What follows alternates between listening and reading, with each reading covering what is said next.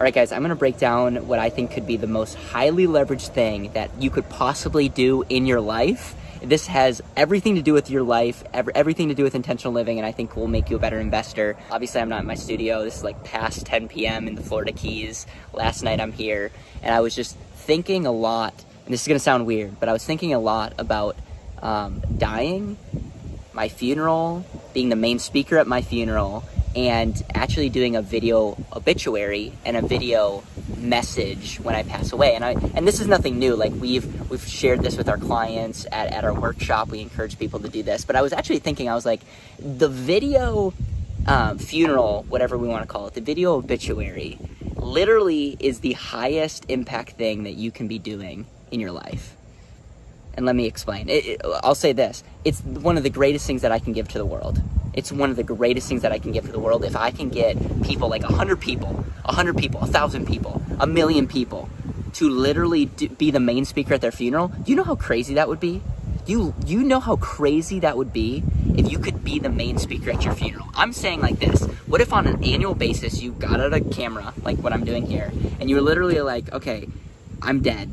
Like, obviously I passed away, and this was the latest obituary, and these are the things that I care about. I want to just say I love my family. These were some of the things that are most dear to my life.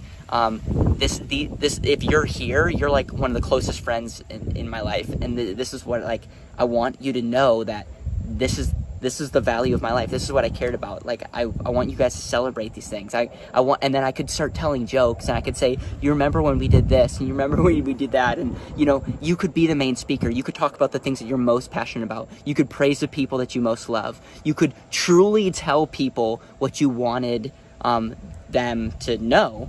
And I'm telling you, you have the most captive audience. You have the most captive audience. You have probably one of the most viewed videos. You will be a better person by doing this. Like, if you do an annual obituary video, you will be a better person because you're literally sharing the things that are most precious to you. One of the questions I ask on my podcast is, if this was your last day on earth and you were with the people that you love the most, what would you share with them? I can't tell you how many people break down crying when I ask that. It's because it's a touching question. It's a touching question. And it changes you just by answering that question. It makes you more intentional. But if you can be the person that actually makes videos, thinking with the end in mind, and makes videos for your funeral,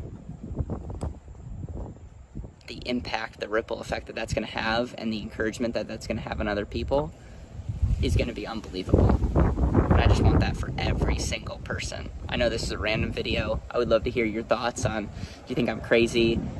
I think it has everything to do with your life and money and legacy and intentional living.